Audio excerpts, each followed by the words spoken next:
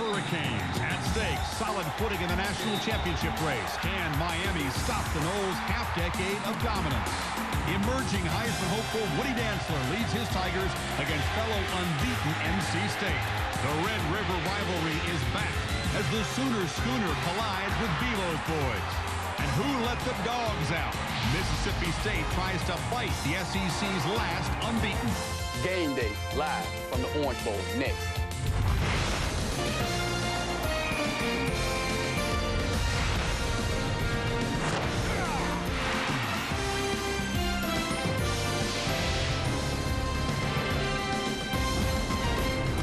College Game Day is presented by Discover Car, proud sponsor of college football's premier pregame show. The Hurricanes in their house, first time since August.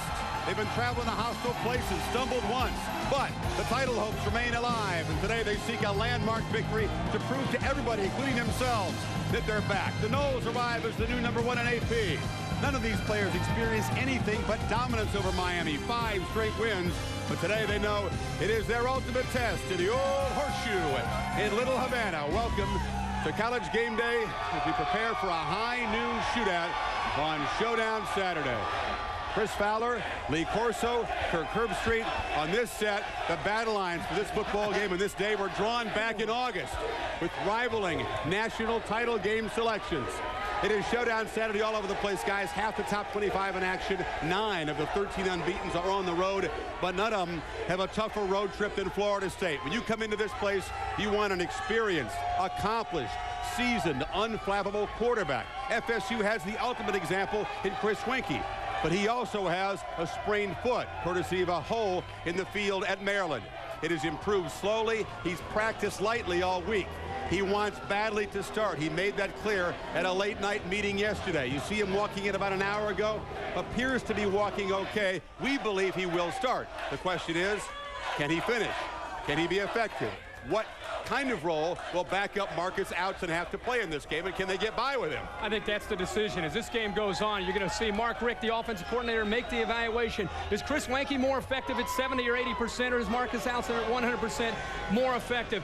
We talked to Chris Winkie this week. He came back for his senior year to play in a football game like this on the road, to be the leader, and to lead the Noles to a victory. This ankle will not keep him out of this football game. I promise you, Winkie will be out there. I think Winkie will be in the shotgun. The reason why he'll be in the shotgun from a coach's standpoint, he doesn't have to drop back and put any pressure on his bad foot. Also, another point that's going to be very important is the heat factor. I'm telling you, as this game goes on, the less and less pass rush. And the best passer is going to be able to throw the ball, because you cannot rush the passer in this kind of weather. You say as the sweat rolls off your chin here this morning. If anybody can handle a mental part of that injury, it's Chris Winkie. He's been through a very serious neck injury. Will he hold the ball too long? Will he get rid of it quicker than usual? These are all questions to keep an eye on.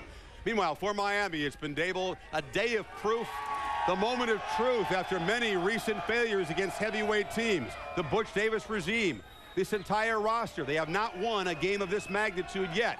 If not now, when? Next year when they visit Tallahassee, they visit Blacksburg and Penn State? Now, today is the day to prove to skeptical Seminoles like Brian Allen, who scoffs at the notion that the Miami team is back. The current Kane seniors were part of the low point, 47-zip in '97. So now, with about 150 ex-Hurricanes, Kozar, Kelly, Irvin, now is the time to prove their point. The talk is through. What we want to do is, they've won like 4 or 5 in a row. We have to break that. And, by me being a senior this year, I want to leave those the freshmen, sophomores, and juniors with something to talk about. I like being the underdog. All my life I think I was the underdog. And I think all my years here at University of Miami, we've been the underdog. And when you're the underdog, you have nothing to lose. There's a lot of people on both teams that know each other. And, some people go to Florida State, some go to Miami. So, it's a rivalry, and, people don't like each other on both sides of the ball. So, you go out there and you try and take people's heads off. Morgan is a leader. His job to show the way, but deep down, perhaps questions of confidence for Miami. For the Noles, questions of the quarterback health, big questions about the kicking game. A lot of things for Bobby Baden to lose sleep over this week.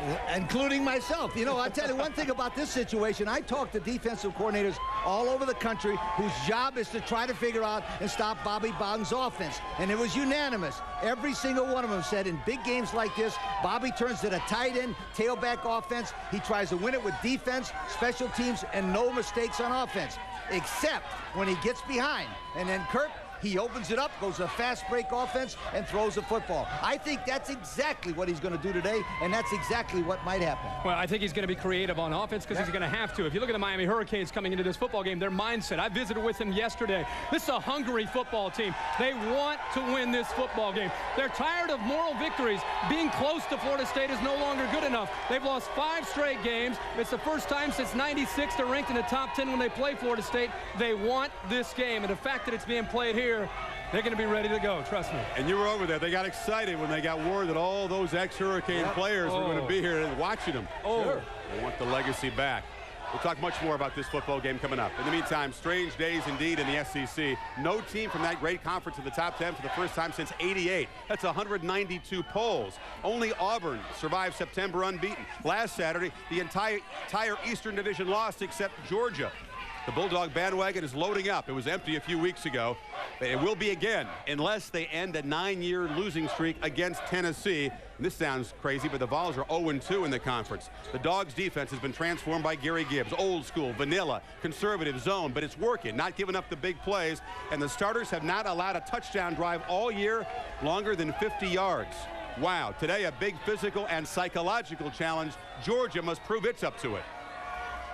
We're in a situation now with the league being a little unsettled with some of the losses that Florida and Tennessee have incurred. Really makes us understand that this game is probably monumental for us. Tennessee, when they're down, you know, they kind of back off you a little bit. But, you know, when they got the pressure on you and they're up, you know, they'll come after you. And that's what they did against us down in Athens 2 years ago. Last year, you know, they kind of mixed it up a pretty bit much, but you know, we don't know what to expect out of them. But I can tell you what, I'll be prepared. This football team will be prepared. The offensive line will be prepared, and we'll be ready on Saturday for whatever Tennessee has to throw at us. Very big game personally for Quincy Carter. We were there 2 years ago, last visit by the Vols. It was a woodshed beating.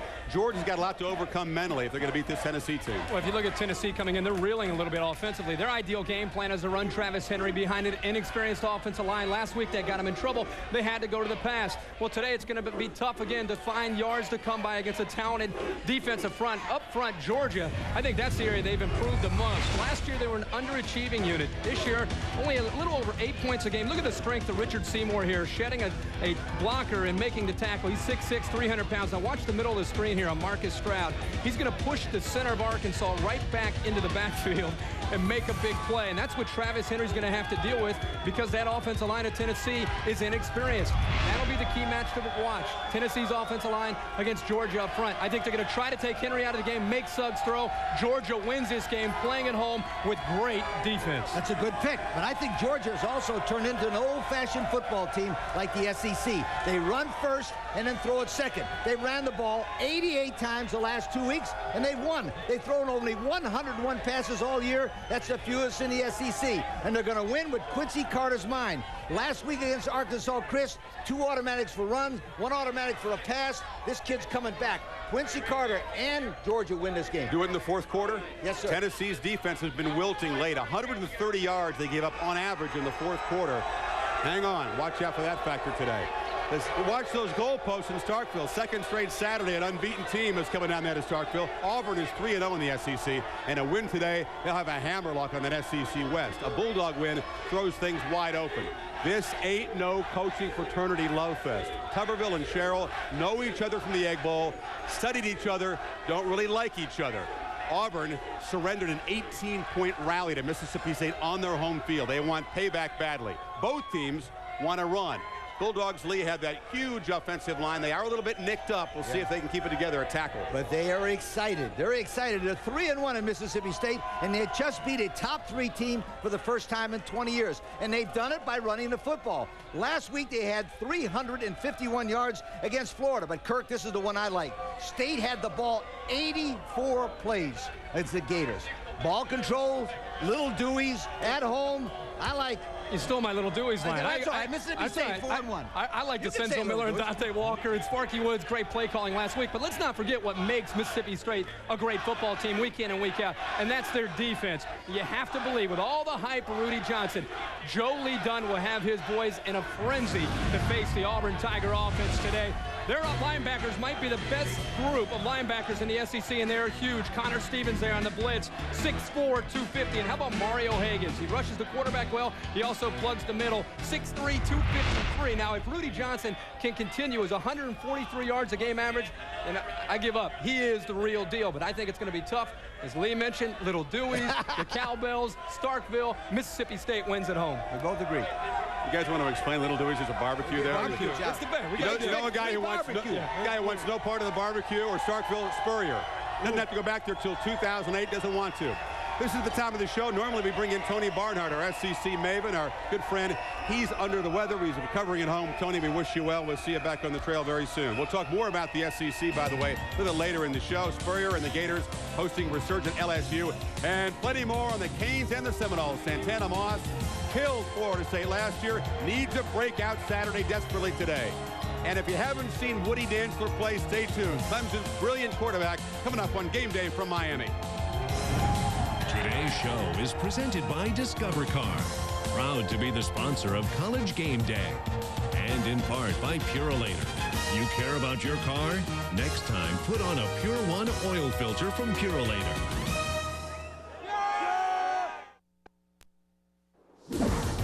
College Game Day is presented by Discover Car. There's always something more to discover. We always show you what's cooking here in the pregame festivities. Today, a Seminole banner is cooking on the grill. Calm down, Lee. Calm down. It'll be okay. In 4 weeks, the high-scoring Hokies are here in Miami. In the meantime, they got a 10-game Big East win streak, Kirk. They better get it going on defense. Big East leading rusher Ternardo Sharps, 121 yards a game, will need to play his best game of the year. I tell you, Virginia Tech struggled last week on defense. They gave up 34 points, but in the end, too much of this guy right here. Look at the acceleration upfield, and also Lee Suggs. Nice combination in the backfield. Virginia Tech wins good today. Can't wait for that game down here in 4 weeks. Meanwhile, a battle of ACC unbeatens. Also a reunion. Longtime Bowden assistant Chuck Amato, lifelong Bowden son Tommy. Ironic that Tommy's brought Clemson back into the top 5 for the first time since Bobby knocked him out with the infamous punt Ruski back in 1988. 2,000 Tigers are rolling because of #1, Woodrow Dantzler, a.k.a. Woody. You know, Clemson's only had one guy in history in the top 10 in Heisman voting, but they've got a fancy new brochure out for Woody. They're promoting him as a Heisman campaign, and why not? He's a tailback with an arm. He's a quarterback who can do a lot of different things, and his coach says Dantzler is outplaying Mr. Vick. Kirk, how about that? That's debatable, but as the brochure says, there certainly are no knocks on Woody these days. Explosive, amazing, athletic, spectacular. Sometimes I'm shocked at some of the things I do. Explosive, amazing, athletic, spectacular. What Woody's doing is spectacular. It's something I haven't seen. Explosive, amazing, athletic, spectacular. Touchdown, Clemson! Man, did I do that? 1, 2, 3, 4. Whatever he does is spectacular. Right. Breaking tackles, spin moves, hurdling people, running over people, running around people, whatever he's doing. He does some spectacular things. With Woody Dantzler back there, you know what I mean? He's just like a wild card back. You never know what he's going to do. 2, 3, break! If a play breakdown, a wrong read, Wood always could take off with the ball. Like sometimes we think it'd be a breakdown, but next thing you know, you see Wood scampering for 50 yards down the field. I know a couple of times I've come over the sideline and be like, Woody, you got to let me know when you're going to take off. You know, maybe I can help you out a little more. I feel like I'm just back there watching. I ought to have a ticket to watch. You can't hardly knock him off his feet. He's kind of compact, and you can't hit him flush. You're gonna hit him on the edges, and he's so athletic. He's gonna spin, stay on one foot, hold himself up with one hand, and continue on. He makes people miss. He can be a drop back passer, a passer on the run, and a tailback. My athletic ability has always been there, but as far as the mental standpoint of the game, I've grown so much. It's like from a baby to a grown man in a matter of a couple of years. He's making quicker decisions. He's making better decisions. He's making them more often. When adversity strikes Woody, or when it strikes the whole team, he's the first one to respond in a positive way and to be very, very optimistic in every situation. And so that draws you to him. Break! I know I got other guys out there who are going to make plays. So I don't have to go out there looking out, I got to go make a play, I got to do this. I'm surrounded by skilled guys who are there to make the play. I just got to give them the ball. They talk about a lot about how Chris Winkie and Michael Vick is such a great leader and helps their team a lot. Well, I think, Woodrow is doing the same thing for this team and leading us all in the right direction. Now he's being mentioned with Michael Vick in terms of the Heisman. The whole time I'm just thinking, if that's not a Heisman Trophy candidate or a winner or something like that, I don't know what is. Can't get caught up in the hype. All this talk going on, Woody up for the Heisman. You get caught up in that, that's when you get lost and you lose your focus and things start to go downhill. So you got to maintain a level head, appreciate the stuff that you get, but always know things could be different. 2, 3, break! Dantzler going for history. 2,000 passing, 1,000 rushing, never been done. He needs to pick up the pace. Passing, needs to average $182 a game. He is the leading rusher in the ACC. Wants to play well. First career start was against NC State. Had a poor fourth quarter, fumbled the game away, wants to come back and play well. Meanwhile, obviously, they're big underdogs. Not many folks believing in the Cardiac Wolfpack and their phenom quarterback, Phillip Rivers, who has 13 touchdown passes in 4 games. Well, Lee and I had a chance to see him a couple weeks ago, and he's one of these quarterbacks that even though he's young, he seems to get better as the game goes on. He has a big-time receiver in Corin Robinson. However, young Phillip will see some things from the Clemson defense that he hasn't seen all year. Not only blitzing, but raw speed. Clemson can go on the defensive side of the ball.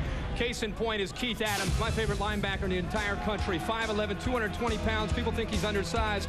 Meanwhile, all he does is sack quarterbacks. He had 16 on the year last year, 10 tackles for a loss this year, and already 6 sacks. Now, I think the reason Clemson wins this game is their defense. They're going to confuse young Phillip Rivers with a variety of looks, make him guess on the blitzes, and then back out, and then blitz him and sack him. It's going to be a tough day for that young quarterback. Clemson's going to win big today. Speaking of quarterbacks, this Dantzler, I really like him. He's a tailback playing in a quarterback position. He's a tailback who can throw the football. And the thing I like about this guy is this. While most quarterbacks in the country get their rushing yards by scrambling, Clemson has numerous plays designed just for Dantzler to run the ball. Draws, traps, counters, everything. And I'll tell you the scary thing about this guy, Chris.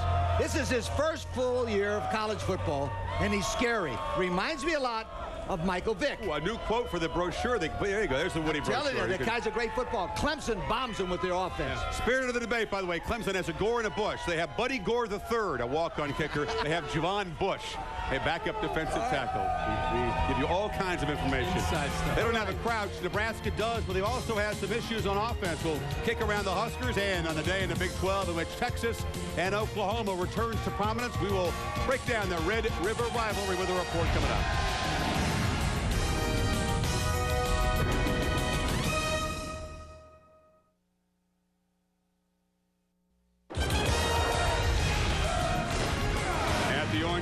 Butch Davis paces. He knows this is one of his biggest games. He's been told time and time again, you haven't beaten the Seminoles, you haven't beaten the Hokies. Is this the day? Meanwhile, there is a battle of unbeatens in the Big 12. Next couple weeks, Huskers hit the road where it's been a mighty struggle. They even struggled at home against Mizzou, Kirk. Last week, Missouri's quarterback Kirk Farmer ran wild, almost mounting 500 yards of total offense. And now they face a more talented quarterback in Sage Rosenfels of Iowa State. I think on the offense, Nebraska needs to do a better job of getting Bobby Newcomb involved. Only 6 catches on the year. He's got to make more plays. Meanwhile, elsewhere in the Big 12, the Longhorns have their own concerns. The Red River rivalry is back on the national landscape. Life is good. First time they've been ranked in the top 15 when they meet since '84. There were a pair of top 15 teams there. Pair of pass-happy offenses. Pair of Roy Williams, the safety for Oklahoma, could match up against the freshman receiver for Texas, who share the name of Kansas's basketball coach. Rabid cheering section divides the Cotton Bowl 50-50. We go to ABC's Sean Grandy and David Norrie for the setup, guys. We may be at the Texas State Fair, but it's the Oklahoma coaching carousel that has finally stopped spinning. Bob Stoops has his team playing very well. They are 4-0. They are running the ball more than last year, mixing it up, and they are second in the nation right now in takeaways. They may not be ready for a national championship, but they're certainly ready for a primetime game like this one. Oh, that's for sure. And when you talk Oklahoma football, you talk Josh Heupel. He's had some tremendous offseason work with former Heisman runner-up Chuck Long, hitting 67% of his balls. The key to the game, can they protect Heupel? Can they keep the number 14 jersey clean? Well, Texas, you know their story by now. 21 other positions on the field. You got 2 good players. They say you've got depth. You have it at the quarterback position, well, you got yourself a controversy. Well, Sims is going to have his day, but Major Applewhite, when the chips are down, Texas has to go with him. He was a Big 12 Offensive Player of the Year a year ago. He has 2 wins under his belt against Nebraska. I think you got to go with Applewhite, and you got to go with him often. Both Applewhite and Heupel threw for 300 yards in the game last year. First time any quarterback from either school has done that. Yeah, guys, with a total of 639. The slow start for Texas. We talked to Mac Brown. He's got a lot of concerns. 7 straight quarters. They haven't had an offensive touchdown in the first quarter. Oklahoma and Heupel jumped on them last year. Can they do it again? Yeah, they might, because that quarterback, Josh Heupel, is the best quarterback in the country throwing the football that nobody's talking about. He holds 21 Oklahoma school passing records now. He has 11 300 yards passing games, and he's an excellent field general besides that. Now watch number 14 Heupel here as he directs his receiver to the open area. He throws a touchdown pass, 22 yards to Andre Wolfel. Now, the key to Josh Heupel, he's had 6 different receivers averaging over 12 yards per reception. I think Oklahoma is a terrific team. They'll score, but not enough. Texas offensive balance wins this game. It's going to be the toughest test they've faced all year against that Texas defense. Big controversy in Austin about the quarterback situation. Who should be the starter? Chris Sims, who has an amazing future, and that's the key word, future, or the experienced Major Applewhite. I've said since August, you go with experience if you deal with the quarterback situation down in Austin. Major Applewhite has come back from an ACL injury, and he has demonstrated great willpower in his kind of anything for the team approach this season. But it's time that he takes over the starting role for the Longhorns today against Oklahoma. He will start. His passing, I think, will scare Oklahoma into backing up. And watch out for Hodges Mitchell. He's been quiet all year. Today, I think he has a breakout game. Texas wins with Hodges Mitchell running for big yards. Those big running lanes, I think you're onto something with that game plan. Yeah, we'll see. Both like Texas. About to get very serious for Oklahoma. Oklahoma, Miami, Georgia. Similar situations. You got to prove your back. You got to step up in a big game and win it. ESPN Classic, by the way, at 3:30 Eastern. Classic Texas. You got all kinds of guests there. Darrell Royal, Sims, Bosworth, past games. Killing them. Check it out. We'll talk more about the SEC. Rohan Davey was one of the heroes last Saturday, limping around, leading an overtime win. Talk about that game. And oh yeah, the Seminole kicking game. Are you nervous, Lee? Are you nervous, Knowles fans? We'll break that down. Coming up.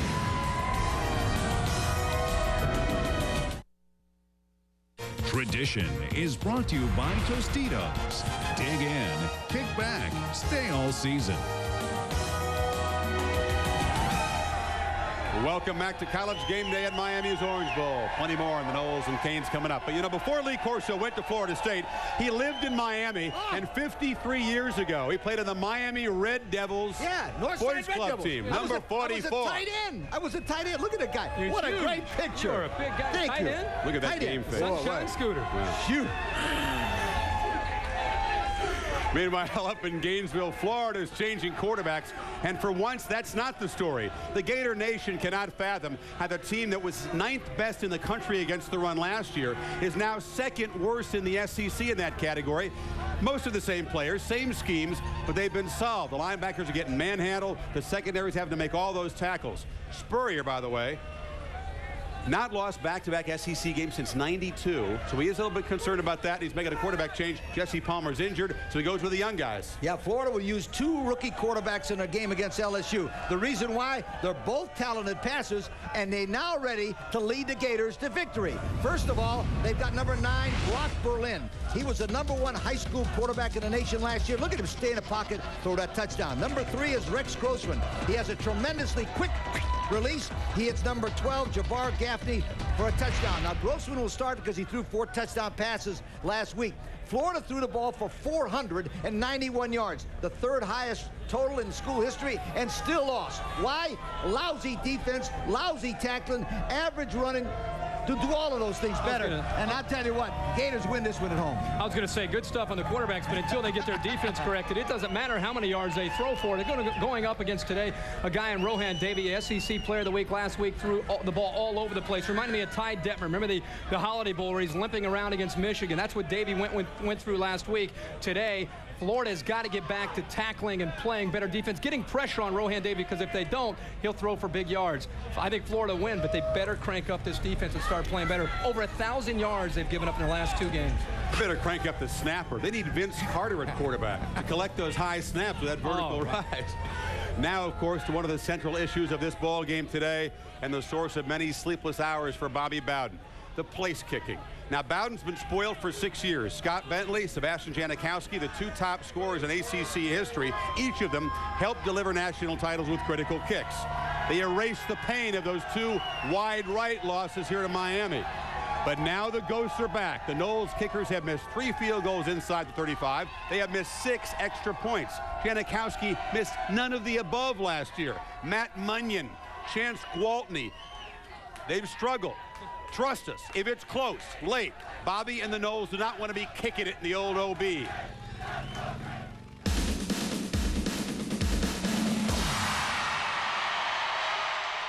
know that Bobby Bowden wants to get this young fella a field goal because he missed one earlier. He missed an extra point earlier. A lot of pressure on that poor kid. I'd hate to be his mother or daddy. They're the ones that catch it, poor things. Well, half the time my mom can't even watch it when I kick. She just has somebody tell her what happened. You've got a lot of potential as a kicker. You know, he's just got to get consistency. When we call on our kicker inside the 20, you have to make it. And he missed that one, too. There was a picture of Munyon in the paper, and he was kicking the ball, and he had his leg up, and he had his head up. And I said, you know, your head's supposed to be down looking at the ground. You know, when you kick a ball, you kick, but your head's just like a golfer hitting the ball. His head's still down there where he's hitting the ball. And so I mentioned to him. He thinks that's what's wrong with me, and he's right. You know, if I keep my head down, I think I'll be all right. And missed it to the left. And that's going to be one of those years for Bobby. Well, it could be. He's had wide right too many times. In 1991, that was our first wide right. We had a 37-yard field. That's not much more than an extra point. It's up. Missed it to the right. The next year, it's the same thing. We even get to nearly the same spot on the field. Another kicker. Lowry hit it.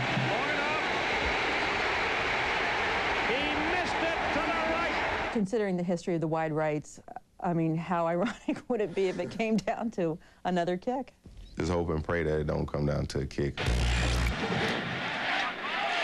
I hope that we can go out and put points on the board and defense will hold up and it won't come down to a field goal. If it's a close game, that's usually won with a kick. So it's kind of scary, you know, but maybe our guy will do it. I'd rather, you know, win this game by a lot and not make it a close one, but I mean, if it came down to a kick, and it might, I think I'd be a lot more comfortable with it. Well, you're asking how's he looking today? Yeah. Matt Munyon in warm-up. That's way wide left. As Bobby said, it's scary. Come on, it's going to be okay, big guy. What about the rest of the special teams, though? Because they've been good, and they beat Virginia Tech last year in the Sugar Bowl with special teams. Was that really? That was real. That was real. Live, yeah. Well, let's look at some other key stats now while we're determining the kicking game advantage here. Hidden yardage, return yardage, advantage, Miami. Block kicks, advantage, Miami. Net punting, even. Now, Florida State needs Damon Runyon, Paul Bunyan, Matt Munyon. They need somebody to kick at extra points, or it could be 1992 all over again. I think it affects their strategy. I think they worry about not being able to kick field goals. We disagree on this, I know, but I think it hurts them not to be able to count on 3 points like they could last year. We'll talk more about this football game, the Miami side of things. Predictions still ahead as the battle lines are drawn here in the Orange Bowl. We'll also talk Big Ten. Belisari and the unbeaten Buckeyes in Madison against the Badgers.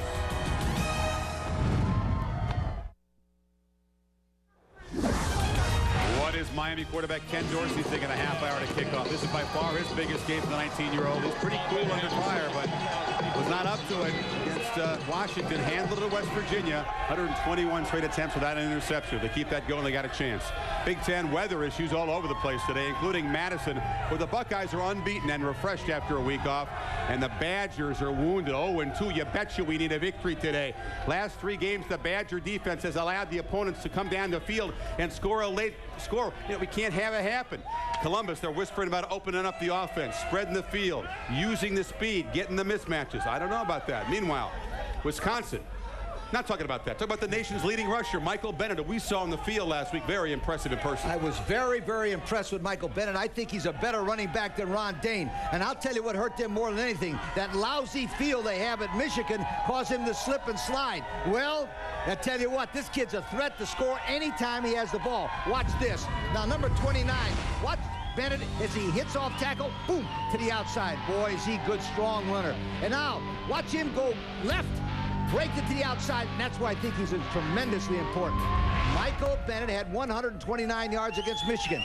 Wisconsin has artificial turf. I think Michael Bennett will get 1 or 2 against the Buckeyes. Wisconsin upsets Ohio State. You know, Michael Bennett, you're right. He is the real deal and a very talented running back. I think Wisconsin's one-dimensional on offense. They don't throw the football. They're last in the Big Ten in passing offense. And because of that, Ohio State's going to load up the line of scrimmage, put 8 men in the box, and play man coverage on the outside. A lot of talk about Jamar Fletcher, but the Buckeyes feel they might have the best cover cornerback in all of college football, and Nate Clements. Nate Clements last week against Penn State. Watch him high point the ball here, and the closing speed is what makes Nate very special. He's got great savvy.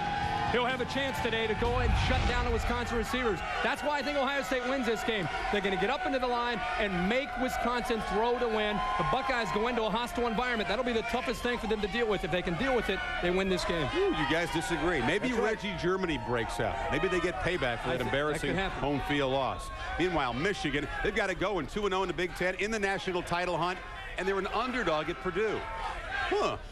Character test, says Vinny Sutherland for the Boilermakers after a couple of damaging losses. Drew Brees says the team has to show more pride.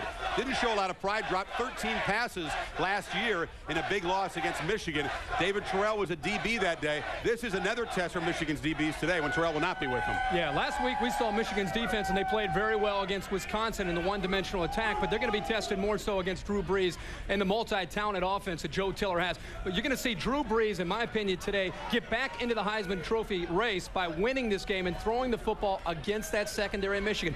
8th in the Big Ten in passing defense. It's going to catch up to him today. I think Brees will throw well and get back in the race. That would be another not so fast, my friend, but I'm saving the big one for the last time. All right. Michigan's conservative offense last week had 375 yards of total offense. They scored 13 points. That's 3 points for every 89 yards. No. That's not good. They got to open that thing up. I think they open it up, and I think they do beat Purdue. You got Michigan?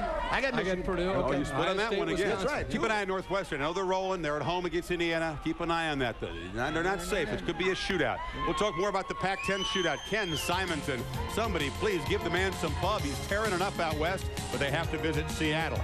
And, of course, we'll talk more about the Canes and Knowles. Santana Moss goes on campus with Kirk. Can he step up and atone for some fumbles already this season?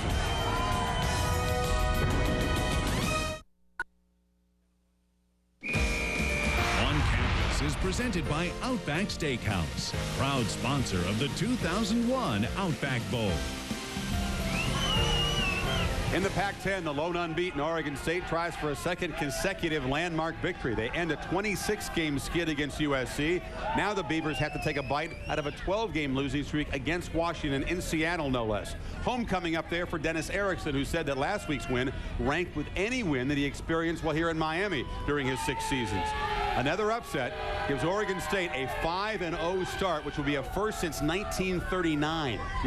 Well, Oregon State has a great offensive scheme, Chris. What they do is they spread the field all over the place with wide receivers, make a secondary, respect the pass game. Then they run Ken Simonton all day. So for Washington to win today, they've got to stop Ken Simonton, which means Larry Triplett, the big interior defensive lineman for the Huskies, needs to have a big day. He's off to a great start this year. He's 6'1", 300 pounds.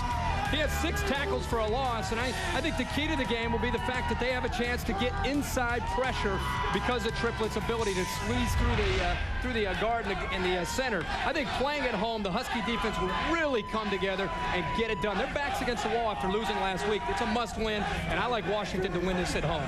Okay, I like them for another reason. I like Washington's defense. They love to pressure the opponents. They've done a great job this year. They've had 13 sacks already this year. They only had 13 all of last year, and they forced 15 turnovers. I like Washington pressure defense at home to win this one. They've really held Simonton in check the last couple of years. Meanwhile, a guy who Washington held in check was Santana Moss. They laid the lumber on him up in Seattle. He really hasn't been the same since. 12 catches, Kirk, no touchdowns.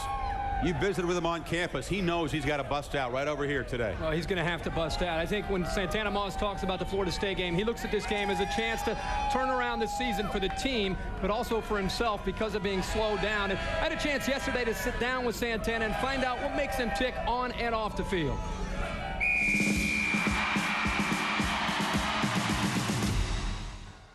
When you're away from the game, what do you like to do to relax? Just whatever you do when you're not thinking football, what do you do?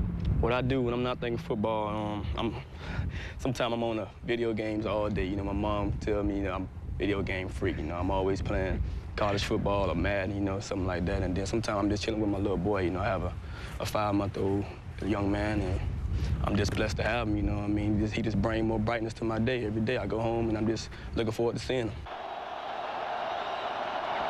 We went up there saying, okay, we could do this against Washington, we can do that. But we didn't know that 12 man was going to be in effect. And then you come to someone's hometown, their backyard, playing like that, starting off flat, you can't win like that, you know? And it was just a struggle for us earlier, and now I think that we're coming back around right now. You started off against McNeese State. Oh, my gosh, look out.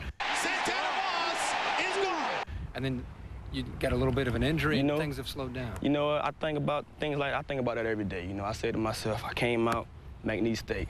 It's time, you know, Santana Moss, let's do it. You know, we at home, I have my mom, dad, my little boy, everybody in the stands, you know, looking at me, and I just wanted to do it up, you know what I mean? And every time I touch the ball, I try to make something happen with it, you know? And then I got a little ankle sprain, and I'm talking about, it's like, that's been like the worst thing I ever been through in life, you know what I mean? Because you can do so much healthy, and then as soon as you get one little nick, it's always going to be on your mind, it's always going to be in the back of your head. What is going to be the difference in this game? Miami wins this game. What is the reason in your mind? I think the reason will make us win this game, we have to come out and play 60 minutes Hurricane football. And what I mean by Hurricane football, you know, you had to come out there, and we know Florida State stay chopping, you know what I mean? It's always done, and you know, you strive off that. You know, Florida State will come down to your hometown and play that same music just to get you out of your game, but a Hurricane, you can't run through a Hurricane. Miami wins this game. Are the Canes back? To tell you the truth, you know, I'm not going to speak too soon because I done said this so many times. If we win this game, if Miami win this game, which we plan on doing, you're going to see a whole different atmosphere, you know. It's going to be trouble to calm us down, you know, because it's like, we backed up for so many years, you know. Me, myself, you know, it's my last year. It's my last go-round. And for you to calm me down after this game, if we come out with a victory, it's going to be trouble. And in our minds, we're going to think that no one can stop us because Florida State is always that team that no matter who you play, there's always going to be a Florida State that you have to beat. Santana grew up here in Miami. He knows what this game means to the Hurricane, the former players. He grew up when the Canes were a dominating team. He will be ready to play. If you look at what he did last year, 9 catches, 180 yards, and 2 scores. It's because Florida State will challenge him. They'll probably do it again today. If they play man coverage, Santana Moss and Reggie Wayne will beat them if they can protect Ken Dorsey because they have superior speed on the outside. They'll be open against that Noel secondary. We'll Whether Dorsey can get the ball to him is the big key. Meanwhile, for the Florida State side of it, quarterback Chris Winkie, he's got an orthotic support in that left shoe. You can see that left foot is heavily wrapped in the warm-up. We'll get back to that issue shortly.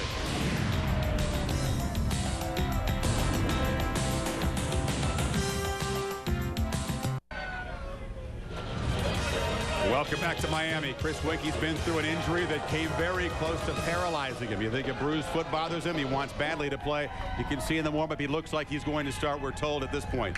You talk about talent with these two teams. Opening day in the NFL, a total of 72 ex-Florida State and Miami players. Would have been 73, of course, if Winky had decided to become, say, a third-round draft pick instead of come back and go for a second national title.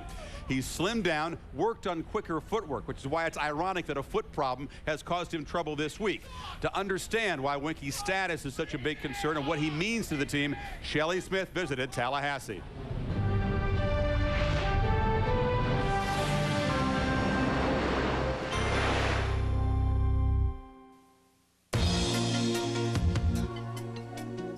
Perhaps it was watching the scare and agile Michael Vick gave his team in the Sugar Bowl, or perhaps it was the thought of bigger, faster defensive players. But Florida State's Chris Winky knew he had to make some changes before he returned to play his senior season. People say, you know, is that one thing that you felt would help you as a quarterback? And no question. The things that I were lacking is what I focused on this summer. Footwork, you know, lose some weight to become quicker, and then spend time throwing the football and watching film. And that's what my summer consisted of. And I think it has helped me. He's definitely faster and quicker, you know, because last year he played about 245, and this year he's probably been playing around 228. You take some guys go back and they can't move around in the pocket, and so they get sacked. But a guy that can move here and there, and he can buy time and get the ball off, and Chris does that as good or better than any quarterback we've ever had here. And with Peter Warrick gone, Winky has shown an ability to read defensive coverages and get the ball to a variety of targets. 5 different receivers have caught touchdown passes already this season. Last year, he threw the ball to a lot of receivers, but his main target was Pete. But this year, he's spreading the ball, you know, equally to all of the receivers. I mean, he's hit like 9 different receivers this year, and I think that's pretty good for the team. Biggest difference from Chris this year, he's making all his reads. And I think that's better for him, and it's better for us as a receiving core, knowing that you got opportunity to catch a pass every play. How much more fun is it that he's spreading things around? It's real fun, you know. I mean, you know, you go into the game, you know you're going to get the ball. You know, whereas last year, you didn't know if you was going to get the ball or not. It's great. It's morale, guys jumping around, flying around, knowing that you're going to play excited. Feels good. What I tell them, and I think the most important thing for the receivers, is that you never know when it's going to be your turn. If you decide to take one play off, that might be the play that we need to win the football game. They've taken that to heart. Winky holds a school record for passing touchdowns and passing yards, but he is also the first 3-year starter at quarterback in the Bobby Bowden era. To me, it was a surprise when I found out that there's never been a 3-year starter. You know, that was an opportunity I didn't want to pass up. I've got an opportunity to be one of the best, if not the best, in terms of what's been accomplished. Just by Chris being older and being an experienced a lot of things, it just, wow, man, he's willing to go the extra mile. Why not we willing to go the extra mile for him? He said we don't have any me guys. Everybody know Chris has big dreams of leading his team to another national championship. We just along for the ride. His age has led to the question, is there a maximum age in college football? No. There's another question, is it fair to bring a 28-year-old back and play quarterback? Knowles fans say, of course it is, and once again, late word Winky will start as we thought he would. You know, Chris Winky in the shotgun is at his finest with that fast break offense. He spreads the ball around to all of his receivers. He's a tremendous passer, but he's got great receivers. Here he hits number 23, Travis Minor. He has 18 catches, averages 8. 13, Snoop Menace. Snoop. Yes, sir. Bomb right here. Number 4, Anquan Bolden. Post corner, touchdown play. Look at this guy. And Andrew Atruz Bell. He hits the jump ball right here. He hits them all because of the situation with his foot. He'll be in the shotgun because it doesn't hurt as much. Be alert, my friend. Be alert. Winky, Winky, Winky. Winky, Winky. All this talk about Chris Winky, I think a bigger factor is the play of Miami's quarterback, Ken Dorsey. You look at Miami's only loss this year. He went on the road, was rattled against the Washington Husky defense. He wasn't accurate. He made poor decisions. Luckily for him, he had a chance to get his confidence back the next game against West Virginia. Again, on the road, he performed perfectly. He was 22 of 33 with 2 touchdowns. He looked much better. He sat back in the pocket, threw for 291 yards. He got hit, and he kept coming back. As far as entering this game against the Florida State defense, he needed that, and the offense needed that to get their confidence back. And I think this is the key. If he can handle the intimidating style and the speed of Jamal Reynolds in the Florida State defense, they will win this game if they can protect that and Dorsey makes plays. Yeah, Jamal Reynolds has been a freak. 10 sacks. He's going to break Peter Boulware's career record if he gets 9 more. Roland Seymour, the other bookend, is back for the first time today. He'll play 20 or 25 snaps. It's almost the moment of truth. We got political statements here. Elian Gonzalez says Miami wins. That's the story from Havana. What's up in Little Havana? We'll weigh in next.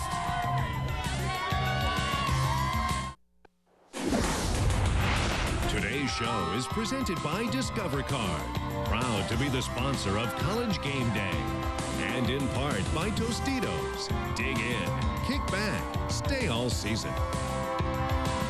This has been a presentation of ESPN, the worldwide leader in sports. For more, log on to ESPN.com, your home for college football on the internet. It's a great day in college football. FSU Miami is back. Texas Oklahoma is back. There are teams that have been down that have to step up and make statements. One of them's Miami, one of them's Georgia, one of them's Texas. Quick recap on the showdowns, Kirk. Well, I think the showdowns today, I like Ohio State to beat Wisconsin going on the road. I think Purdue in the passing offense will beat Michigan. I like Texas over Oklahoma, and I also like Tennessee to beat Georgia. I don't agree with you. That's right. That's right. You all right now? You ready? Okay, I like Wisconsin to upset Ohio State and Michigan to upset Purdue. I'm not using my not so fast, though. That's for the big game. Now it's this game. Is it a day of truth for Miami? 25 straight starts won by Chris Winkie. Lee Corso's had 15 correct picks when he's put the headgear on. Our researcher, Chris Felica, 27-0. When Miami is here and he's here, that is the record. Some streak something's got to give. Something's got to give. What do you Well, got? I think the key in this football game is going to be the fact that Miami is playing at home. They have superior defensive speed. It's the first defense that's going to challenge Florida State, and they're going to put pressure on Chris Winkie. How he handles that will be interesting. And also, if they protect Ken Dorsey, look for Santana Moss and Reggie Wayne to go through the yards for big year. Miami wins this game over Okay, Florida State. very good pick. Now, wait a minute. Miami I want to over correct you. Florida State. I got 16 straight. 16 straight. And I'm going with... The streak goes down today. No way. Seminoles. The battle lines are drawn. Their national title picks on the line. We're back here all day on ESPN2. We got Big Ten football. Penn State, Minnesota. Enjoy.